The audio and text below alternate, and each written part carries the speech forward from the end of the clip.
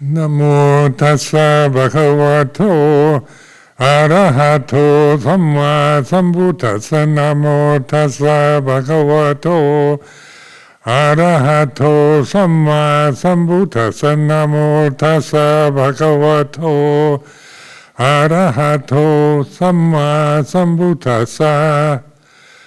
Aparuta de sangamatassa tawaraya sodavanta bamunjantu satang.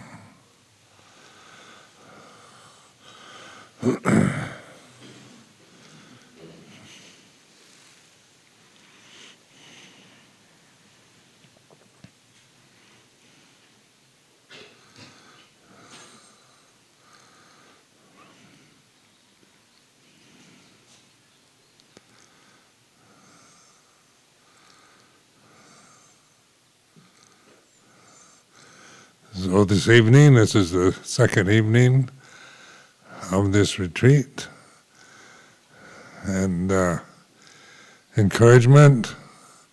We all need encouragement on this path.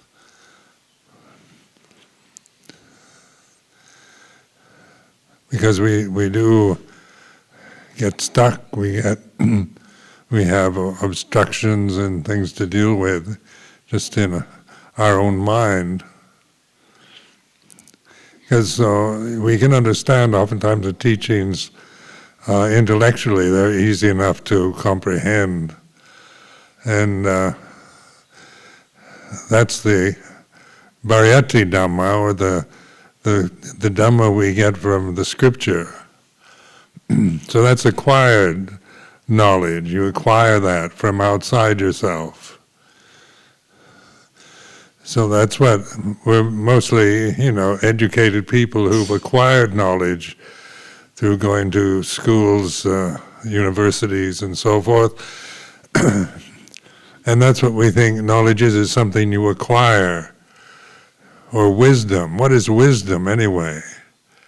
We use the words, common enough word in English language. In Pali we call it panya. But what exactly does panya mean in terms of the reality of now? Is it wise sayings from sages of the past, or knowledge we acquired from reading philosophy?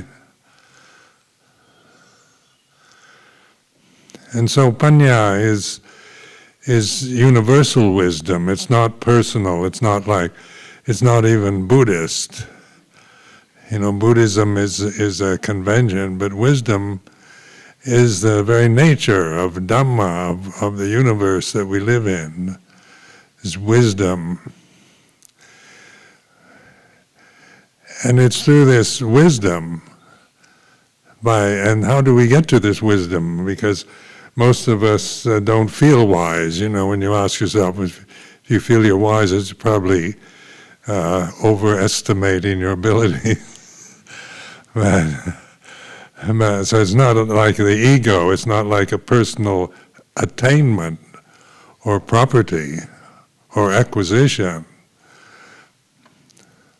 But it is here and now.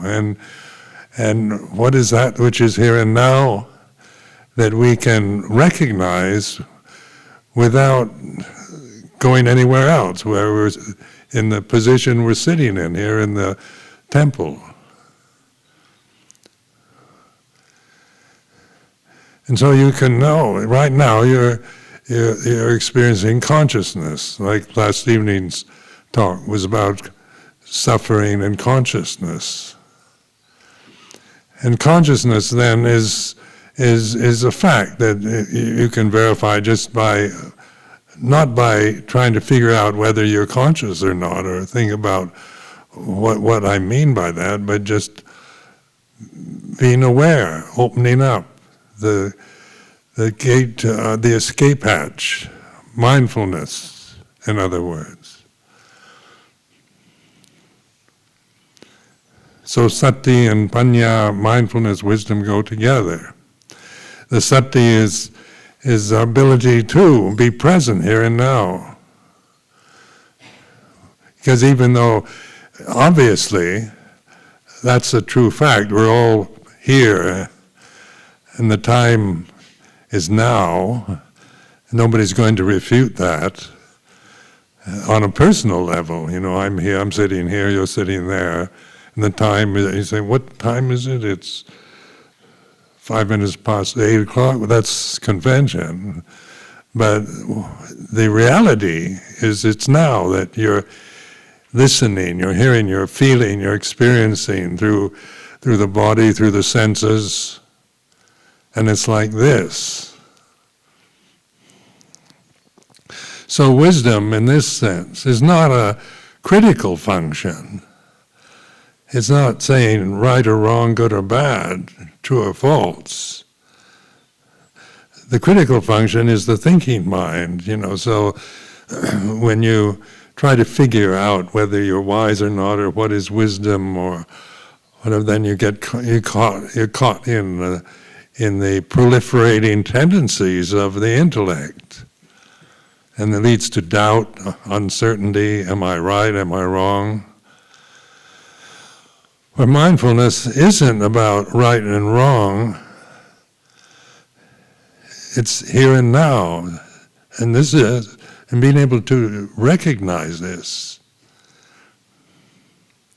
So the Buddha's teaching of the Four Noble Truths is a teaching to lead us onward to that reality, the third noble truth of here and now, in a real way, recognizing it, awakening to reality. So I used to try to figure out the proper English equivalent to Dhamma, and the best one I've come up with over all these years is reality. So in Singapore, a few years ago, they wanted me to make a slogan for the Buddha Dhamma Foundation. And so I gave them Awaken to Reality.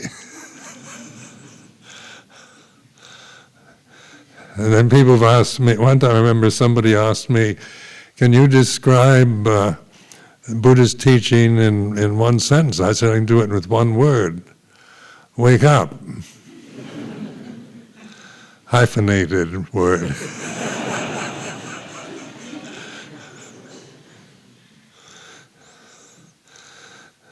So is that difficult to do, to wake up, to be here and now? That's asking that you spend your life developing all kinds of special abilities and qualities in order to wake up here and now? Or is it just natural, a natural state of being, which we've forgotten? As we grow up, we become more complicated, we form views, opinions of ourselves, we get praised and blamed, we get rewarded and punished accordingly to the society's demands, parental expectations, and on like that. The way of conditioning us into being what is considered a normal citizen or member of society. And so the civilizing process of education and convention, we tend to identify with. We don't realize it's happening when it's happening. We just absorb it.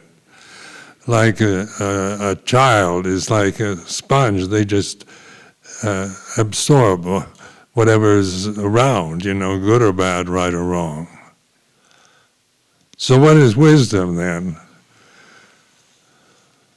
Or panya?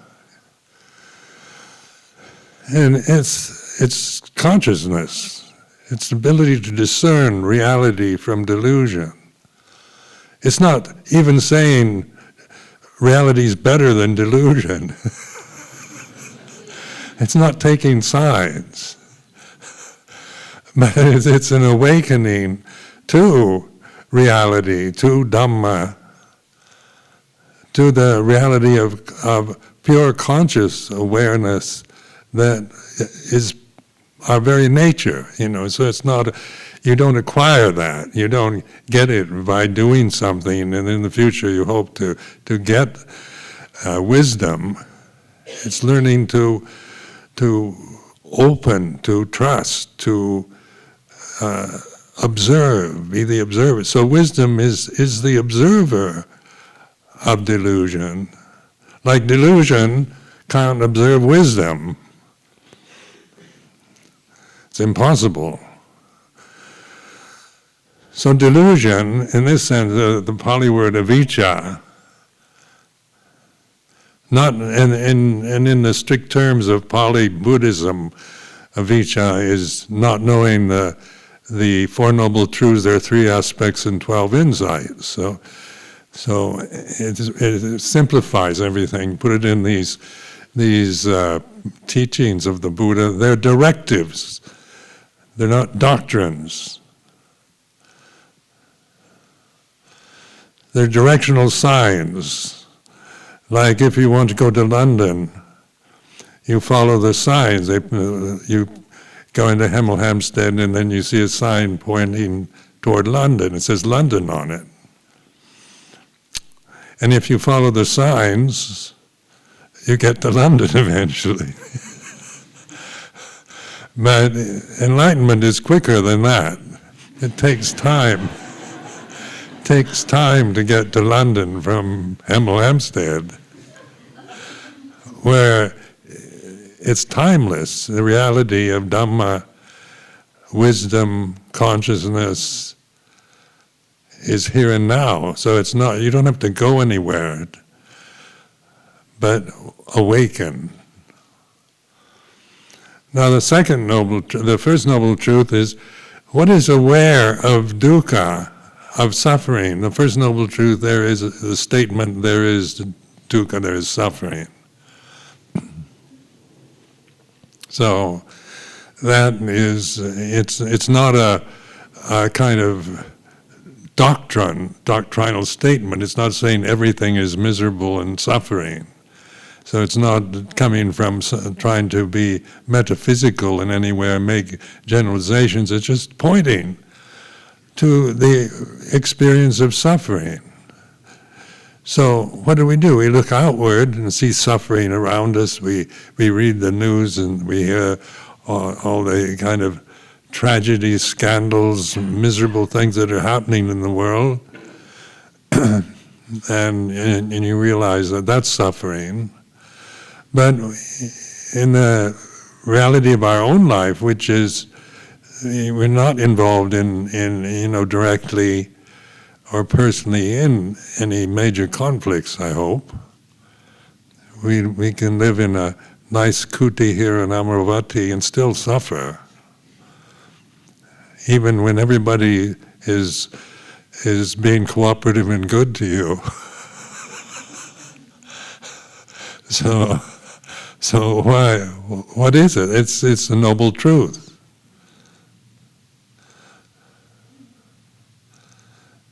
And so to understand suffering is the insight, it should be understood, suffering has been understood. The first 3 aspects are insights into reality, awakening to reality.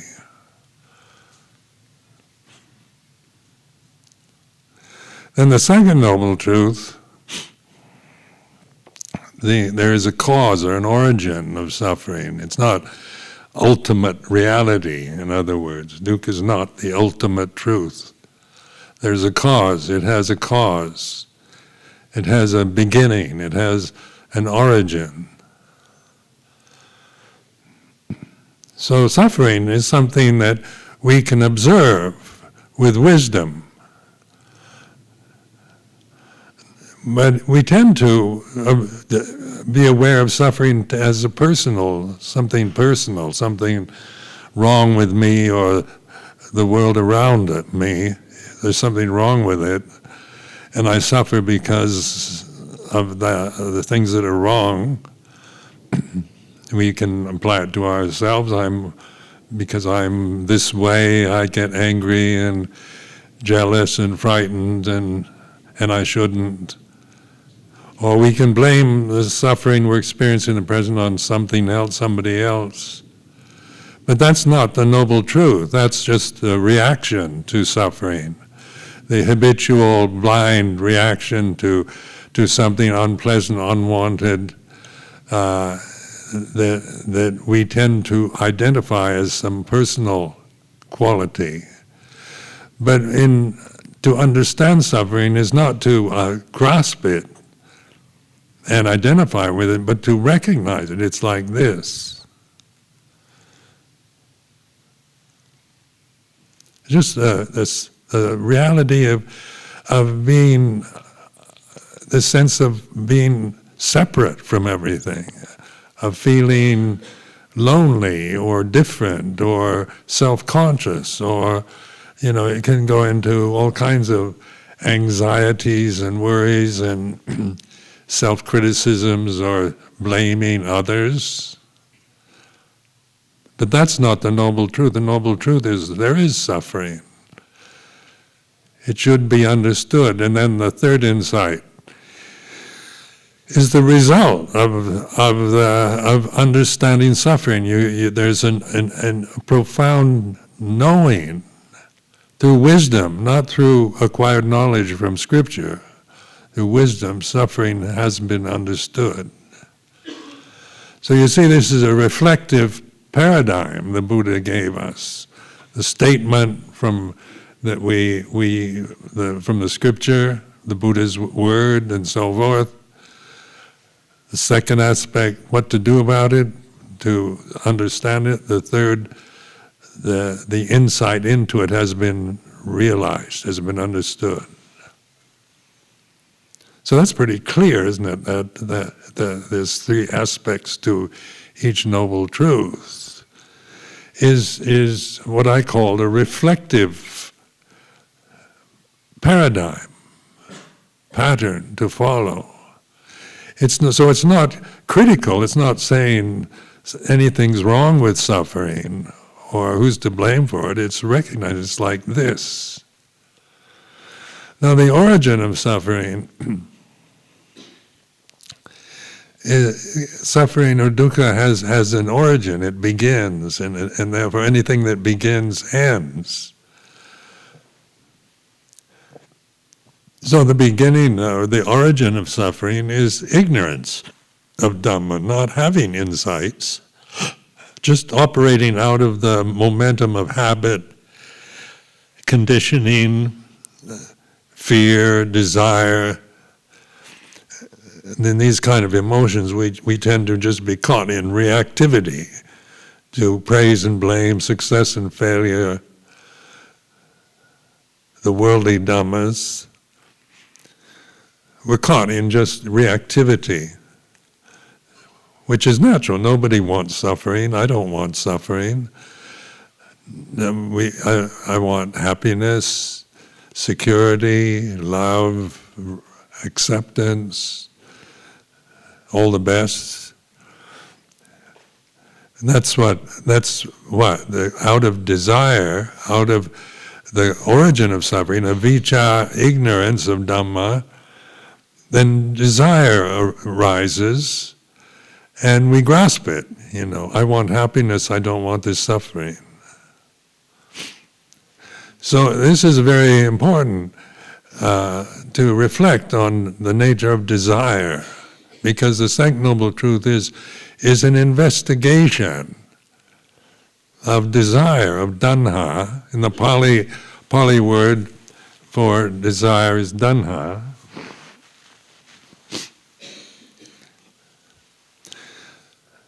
So translated into the English word desire, and in English context, desire always has a sense of something, kind of a pejorative quality to it. If you say somebody has a lot of desires, that's not a compliment.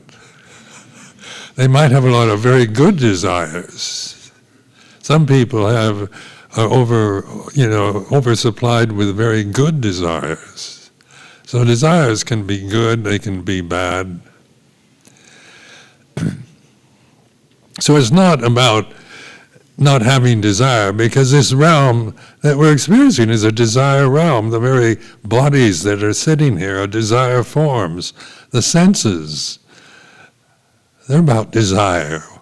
What we see attracts us. We desire to be attracted through sight. The pleasure of mellifluous sounds, and the aversion to cacophony or to ugly things that we might see. There's a reaction, it's natural. The eyes contacts the object and it's pleasing, we want it. That's natural. Or if it's unpleasing, we want to get rid of it. So meditation isn't about getting rid of desires or getting rid of the bad things, but in awakening to desire, because it's a sankhara. One desire to get rid of desire is a hopeless situation. You just drive yourself crazy with that one. Desire to get rid of desire, and the desire to get rid of the desire to get rid of desire. That's all the further I can go. Even I get twisted up when I get beyond three stages of desire. But so the Buddha emphasized Kama Tanha, which is the Pali for sensual desire, sense desires through the senses. It was quite obvious what we see, hear, smell, taste, touch. Through sensory contact, impingement, desire arises. Then bhava-tanha, this is a problem with many of us in religious orders, in religion itself, is a desire to become, to get something you don't have. Desire for nibbana, desire for stream entry, desire for jhanas, desire for samadhi, desire for getting, what is it? To get something you don't have yet. That's good, like samadhi's good, jhanas are good. Sotapanna, arahant, nibbana, those are all good desires, altruistic desires. But they're still desires. Bhava-tanha is like that, wanting to get something you don't have yet. And then vipawa-tanha is desire to get rid of the nasty bits, the unpleasant, get rid of anger, get rid of fear, get rid of sexual obsessions, get rid of confusion and anxiety, get rid of worry. We all want to get rid of those things on a personal level.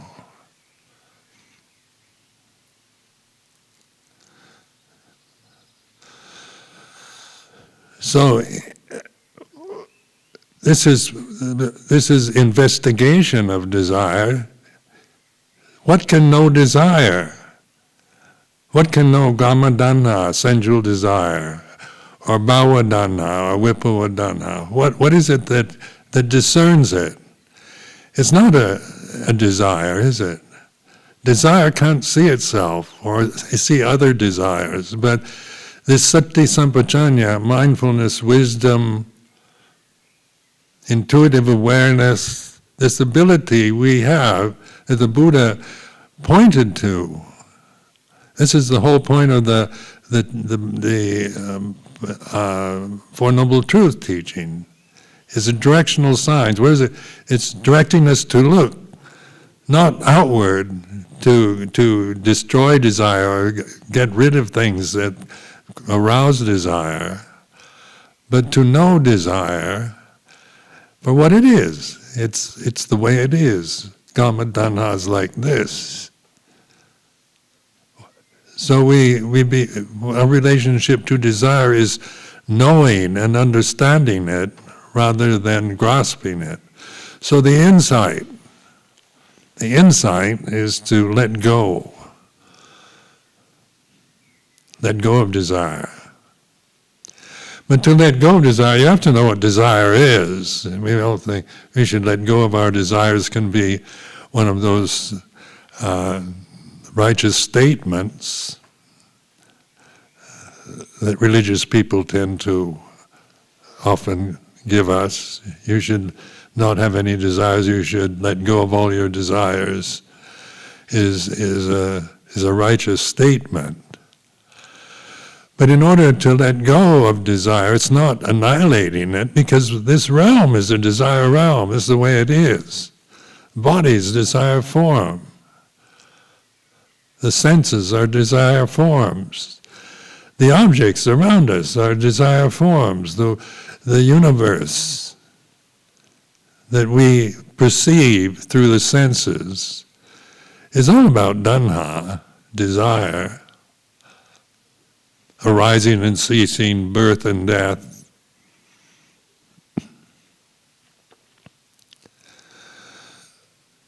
So the meditator then is aware of desire, knows desire is desire. It's a sankhara, it's just another sankhara, and rather than, and we tend to grasp desires out of habit, because that's the way we're conditioned to grasp desires. And when we observe the suffering we create in our lives through grasping desire, it can be any of the three or all three at various times of the day and night. We do it in the form of a habitual behavior, conditioned behavior. But awareness, sati, sampajanya, and panya is not habit. It's awakening to reality. Wake up, in other words. And I found this Second Noble Truth fascinating. When I was a samanera, the first year I ordained, 1966, in Nong Khai in Thailand, I spent a year investigating the Four Noble Truths, and I got through the first two. Through reflecting on, I could see this had insights into suffering and the cause of suffering, and into letting go.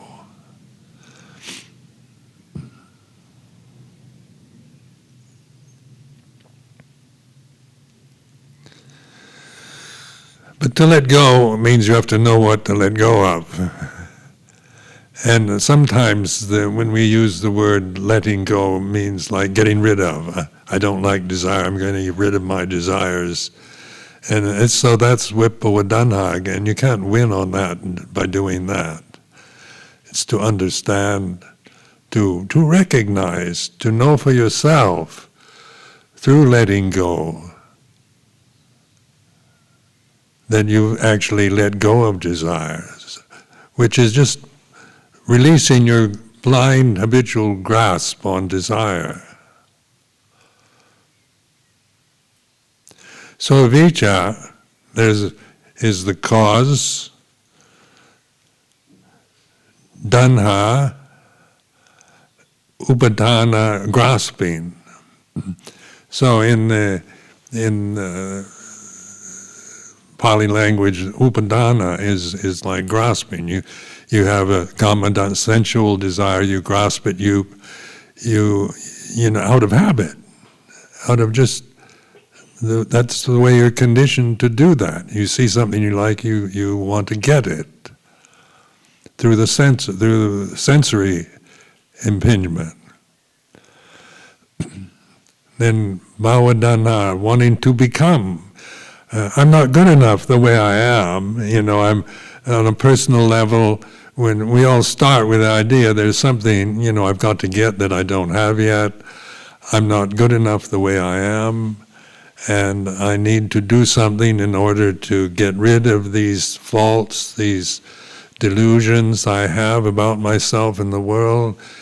And so I'm going to come to Amaravati, practice meditation, to get rid of these delusions, because I'm a deluded person, and the Buddha, I hope Buddhism will help me break through these delusions, is generally the scenarios we operate from in the beginning. But is there a deluded person? I mean, you create, when you believe that you are a delusion and a person, that's avijja, ignorance of Dhamma.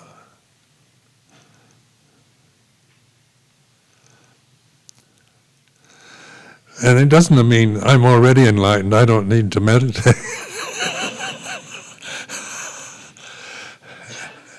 And so, there's the various views about, you shouldn't put any effort in, it's just natural, and just awaken to the reality of here and now, and listen to the birds singing in the trees.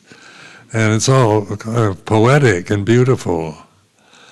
But, we might be inspired by such teachings, but the second noble truth is actually giving us something practical to use, to investigate, to get to the root cause of suffering. So we can see for ourselves, we're not just trying to pretend to be enlightened and have and be free from suffering, but observing suffering, observing desire. And what is it that knows desire but doesn't judge it? It's not about good or bad desires, it's panya. Because panya allows us to awaken to the nature of sankhara. All sankharas are impermanent. Sape sankhara anicca.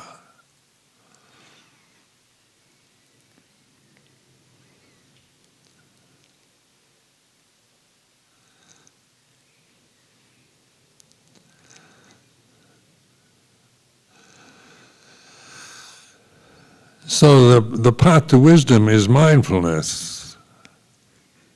Sati sampajanya. The phrase intuition, that's an English word. What does it mean? It's not about, when we say somebody's intuitive, we think that they kind of feel life more. When you're very rational, you don't feel very much. Like the thinking mind it doesn't feel anything. It's judgmental. So it can be very brutal because it wants to punish the bad and reward the good, and it's very black and white it's very righteous about how things should be. The thinking mind doesn't feel anything. It's not about feeling at all.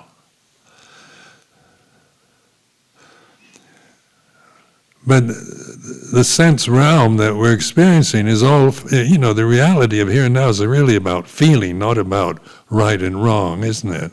At this very moment, you're feeling, you're experiencing, just through your body, some sensations, pleasant, painful, or neutral. There's feeling in your mind, in your consciousness of feeling interested, bored, confused, happy or sad, whatever. The state of mind, the emotional state you're experiencing at this moment is like this. The body's like this. So in this statement of it's like this, notice it's not judging anything. It's just a pointing. To say it's like this isn't pointing outside, is it? It's encouragement to look, to observe, to open sati sampajanya, intuitive awareness. And then wisdom can inform consciousness. All sankharas are impermanent. Sape sankhara anicca.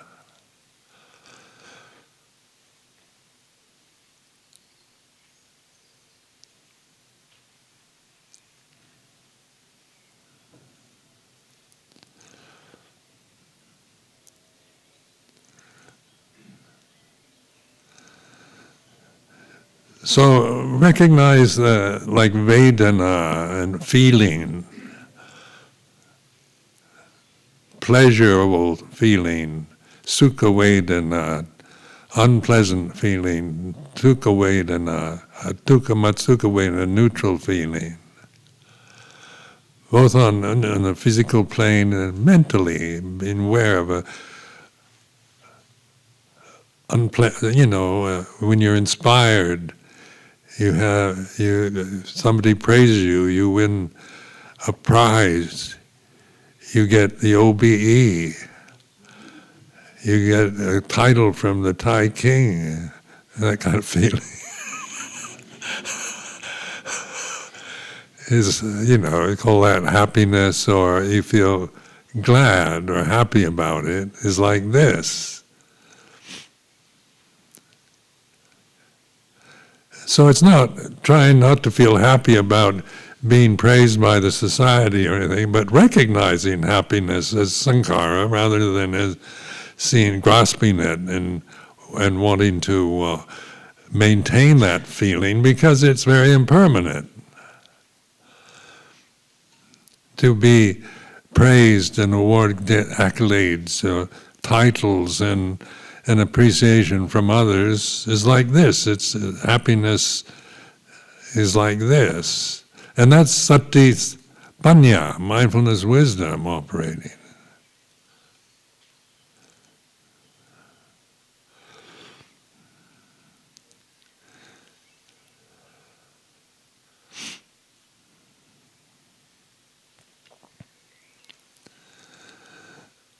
Then when life goes the other direction, you don't win the lottery, you lose you can't pay the mortgage, people are criticizing you, fault finding you, and disparaging you, is like this.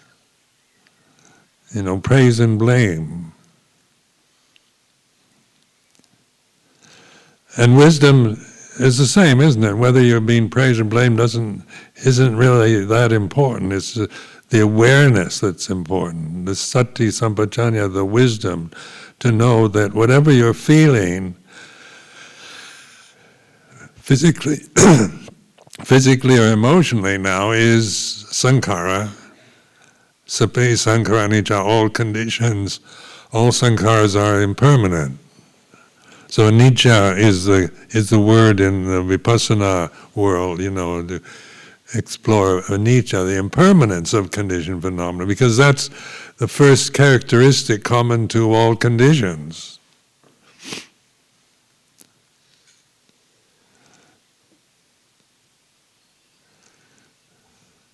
And what is it that knows anicca?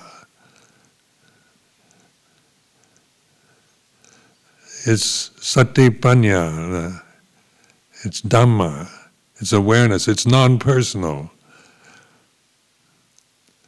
You can't claim it as a personal attainment, or if you do, you're deluded.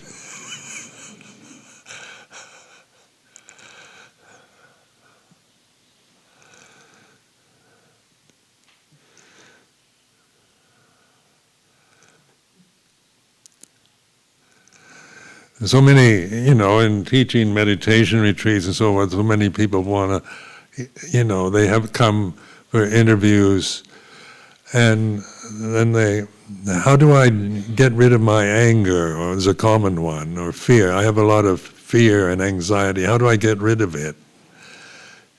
So this is a fairly common question, because we're strongly identified with feeling anxious or our bad temper or angry moods or fears.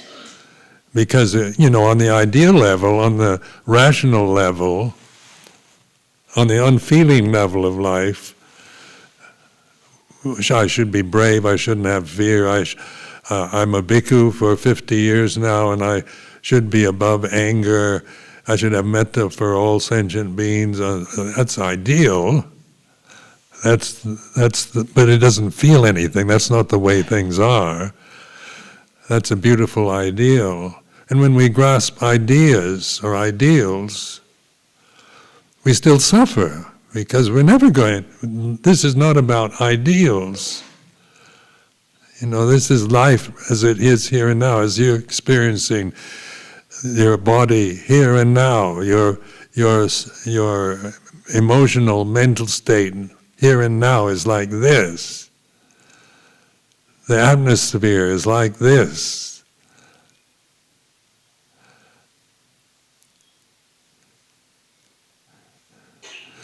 So we're, from my own background, from being born and raised in the United States.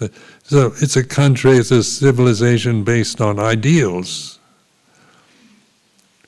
Freedom, equality, democracy, the best you can create in your mind of ideas. So ideals are, the best, the top of the line, the best you can possibly think.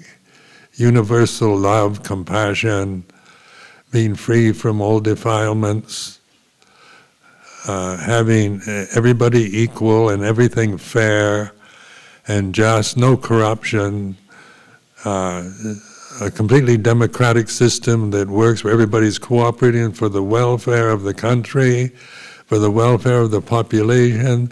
There's no selfish political interests. That's how it should be, I admit.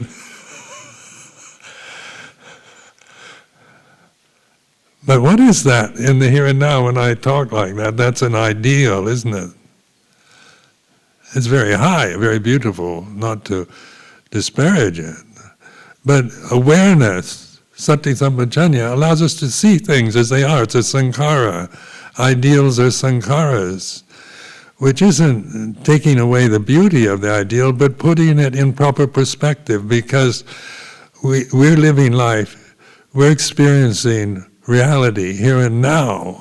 We're experiencing feeling and sensation and attraction and aversion and wonder and fear and terror and so forth here and now.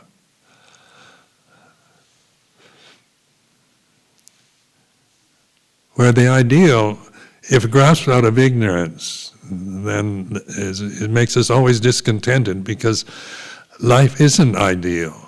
Life isn't fair and always just, and that it's like this.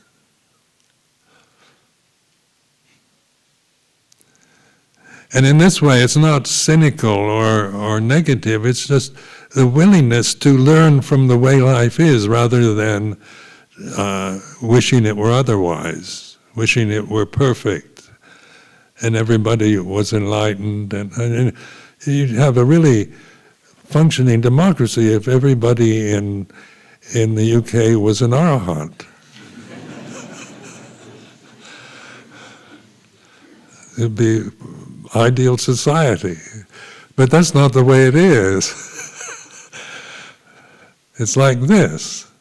So like the UK, the political structure, the political system, the economy is like this. It's not saying it's good or right or wrong, but it is a way of accepting the here and now through discerning it as sankhara, rather than grasping it and then grumbling because doesn't fit into the ideal that you're holding, your high-minded standards and principles that you adhere to, and then you just feel angry, disappointed, cynical because the world isn't what it should be.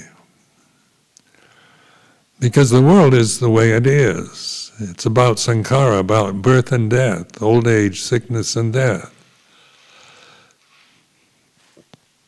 It's about change. And so our refuge then is in the changeless reality of Dhamma. And that can only be recognized realized through mindfulness, sati sampajanya.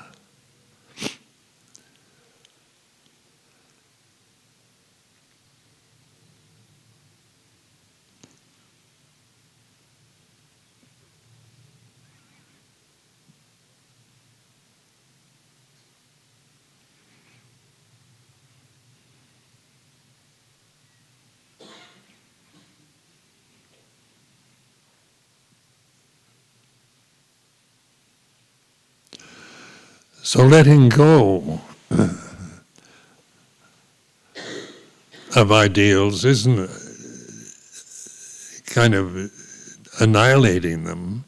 Ideals are like guiding stars. They're high above in the sky.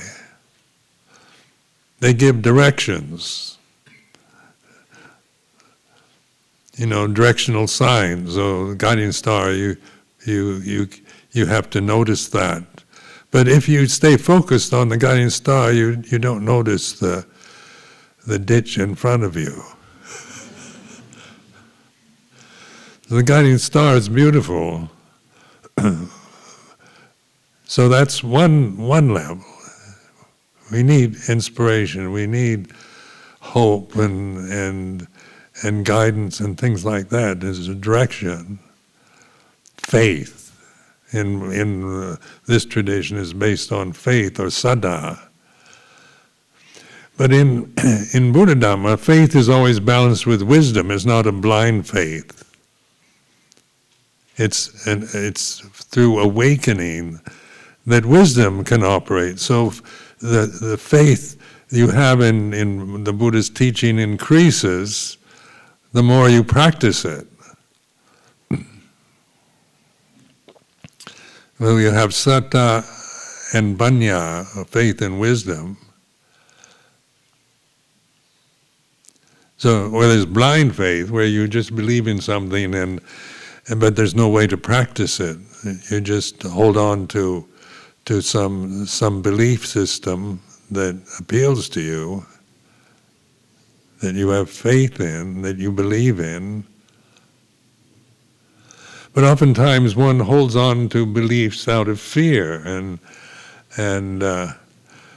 compulsion. So much of religious faith is if you don't believe, you'll go to hell. That's threatening, isn't it?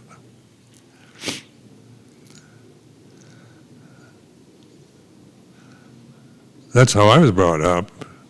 If you don't believe in God, you go to hell. And so, that's kind of, you must believe in God because the alternative is hell. And I didn't want that.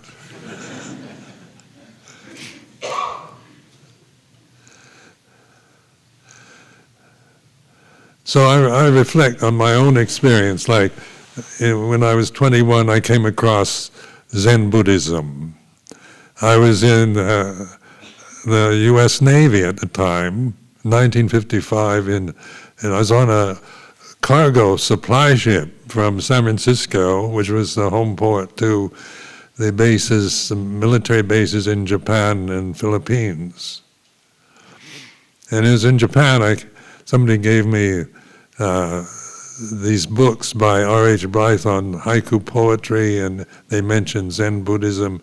And he was, I think, British or American, but I never met him, but he translated a lot of this and translating Japanese haiku into English language. And something in me kind of became interested in that. So I consider that the beginning of faith. Before I knew nothing about Buddhism, I'd heard of it, but when you're brought up as a Christian, you dismiss all other religions as pagan or wrong or heretical, even though you know nothing about them. You're just told that they're not, that's not the way. So you just believe what you're told. Until you start questioning. And the thing with Zen Buddhism is and my nature, personal nature, is a doubter. I'm not a faith. Faith doesn't come easily. People tell me I have to believe in something. I can't do it. So this is my character, personality. My sister is devout. She's 85 now. She's a devout Roman Catholic. She never had that problem. And she's very happy too. So what works for her didn't work for me.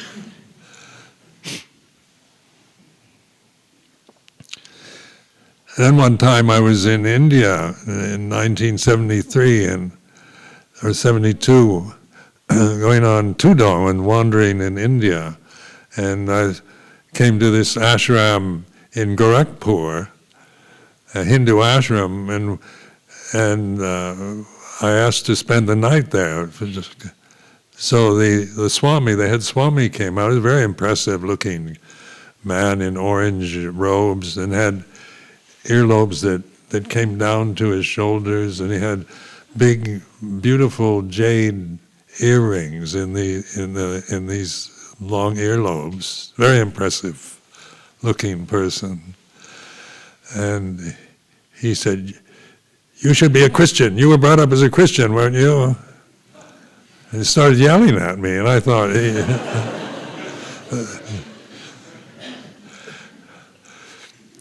and so I thought, I said, "Well, I'm a Buddhist." And he said, "You should stay with your own religion. You shouldn't change religions." He was kind of preaching at me.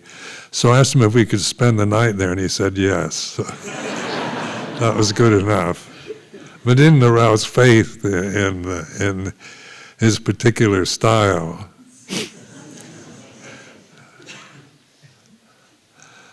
But it did get me reflecting. Why? Because faith starts.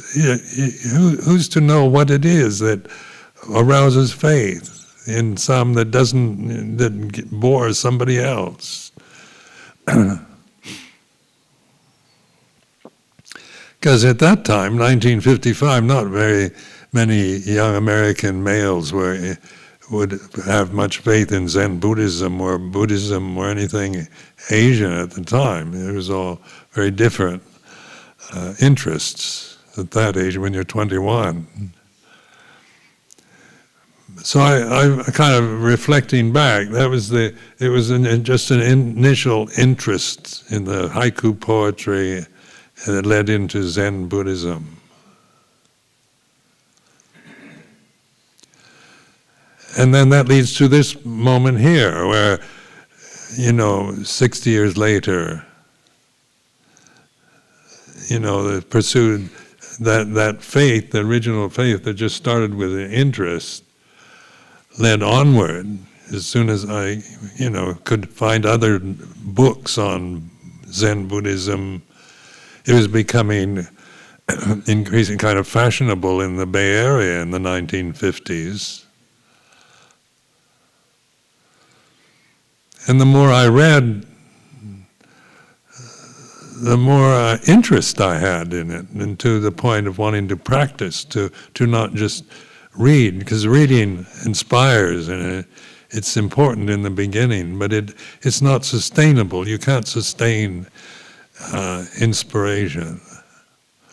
It gets you going, but it's not sustainable. Where meditation, Bodhipata, is what's necessary in order to balance faith and interest in something with wisdom. And through this teaching of the Four Noble Truths, taking this first noble truth, something ordinary, I didn't have to have faith in that. It's not, you're not saying believe in suffering, because I suffered. Even at 21, I suffered a lot.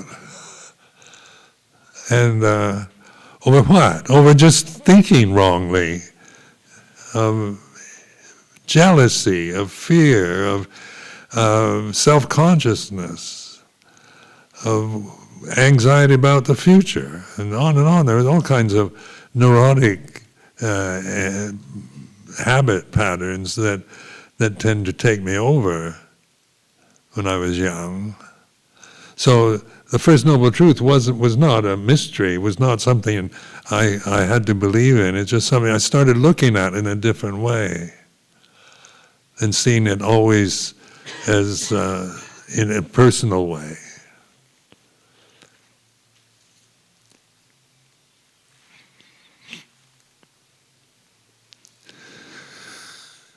So faith, it starts with interest, like if all of you come here to Amaravati for this evening's desana, many of you on the retreat this week. This is, faith has brought you here. Interest, in other words. It's not a matter of believing in Buddhism or agreeing with everything you read about Buddhism, but it's the beginning of the Bhatipata, or the practice. It gives you clear directions on how to realize this yourself, to awaken to reality, not just believe in somebody's version of reality.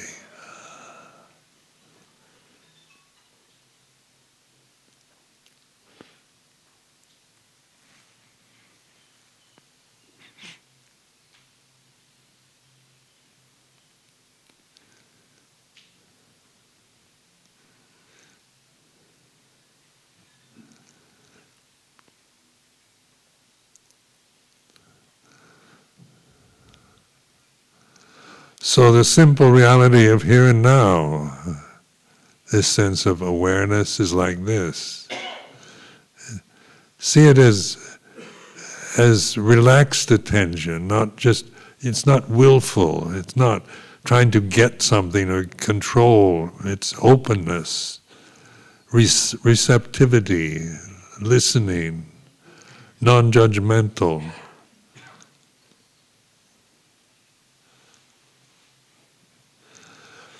And then this refrain of sape sankarani cha is helpful guidance to reflect on all conditions are impermanent.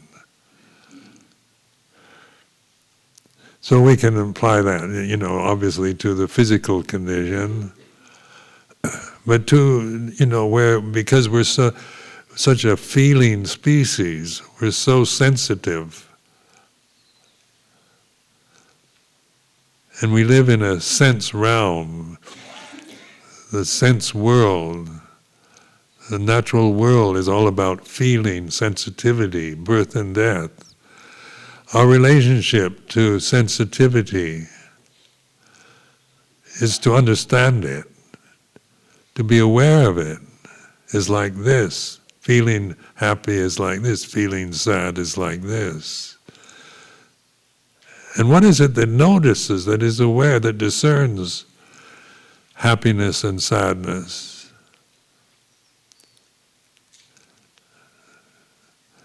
It's conscious awareness, it's Dhamma, it's wisdom.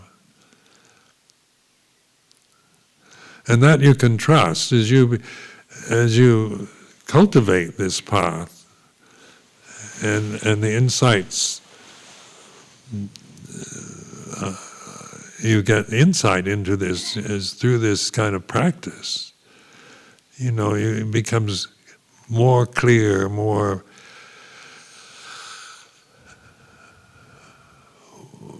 it becomes more simple.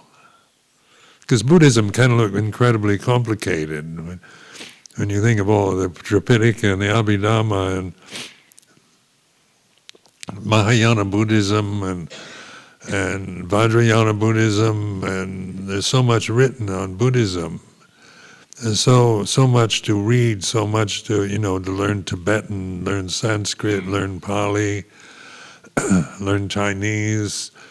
We can spend our time learning to investigate scriptures or translate scriptures into other languages. But the real heart of the Buddhist teaching is very simple. Wake up, awaken to reality. So that's enough for this evening. Namayang Dhammakatha Sadhukarang Dadamase Sa